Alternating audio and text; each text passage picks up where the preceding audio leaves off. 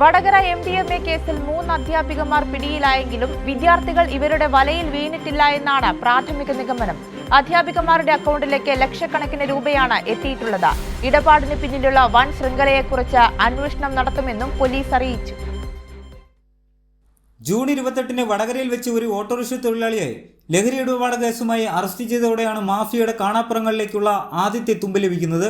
ഇയാളെ ചോദ്യം ചെയ്തതോടെയാണ് മറ്റ് 4 പ്രതികളിലേക്കും പോലീസ് എത്തിച്ചേരുന്നത്. ഇതിൽ 3 പേർ അധ്യാപികമാരാണ്.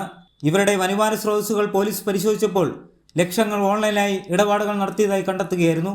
ഇതിൽ ഒരാളുടെ ബാങ്ക് അക്കൗണ്ട് പരിശോധിച്ചപ്പോൾ 6 മാസം കൊണ്ട് 1 കോടിയിലധികം രൂപയുടെ ഇടപാടുകൾ നടന്നതായി കണ്ടെത്തി. ഡെലിവറി ഏജന്റായ അയാളുടെ അക്കൗണ്ടിൽ ഇത്രമാത്രം പണം വന്നതെന്ന അന്വേഷണത്തിനൊടുവിലാണ് അധ്യാപികമാർ വലയിലാകുന്നത്.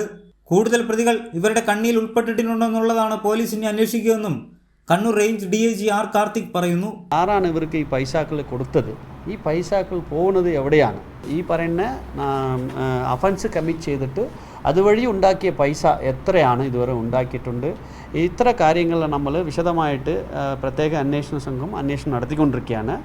ആ അന്വേഷണത്തിൻ്റെ ഒടുവിൽ നമ്മൾ അങ്ങനെ എന്തെങ്കിലും ഈ നാർക്കോട്ടിക്സ് ബിസിനസ് നടത്തി സ്വത്തുക്കൾ വാങ്ങിച്ച് കൂട്ടിയിട്ടുണ്ടെങ്കിൽ അത് തീർച്ചയായിട്ട് കണ്ടുപിടിച്ച് അത് അറ്റാച്ച്മെൻറ്റ് NDPS ആക്ടിലെ അറ്റാച്ച്മെൻറ്റ് നടത്തുകയും കൂടുതൽ പ്രതികളെ കുറിച്ചുള്ള അന്വേഷണം നടത്തി അവരെയും അറസ്റ്റ് ചെയ്ത് നിയമത്തിൻ്റെ മുന്നിൽ കൊണ്ടുവരും പ്രത്യേക അന്വേഷണ സംഘം. അതോടൊപ്പം അവർക്ക് ലഭിച്ച തുക ആർക്കാണ് കൈമാറിയെന്നുള്ള കാര്യവും അന്വേഷണ സംഘം പരിശോധിക്കും. നാർക്കോട്ടിക് ബിസിനസ്സിലൂടെ സ്വത്തുങ്ങൾ വാങ്ങിയിട്ടുണ്ടെങ്കിൽ അതും കണ്ടുകെട്ടാനുള്ള നടപടി എടുക്കും.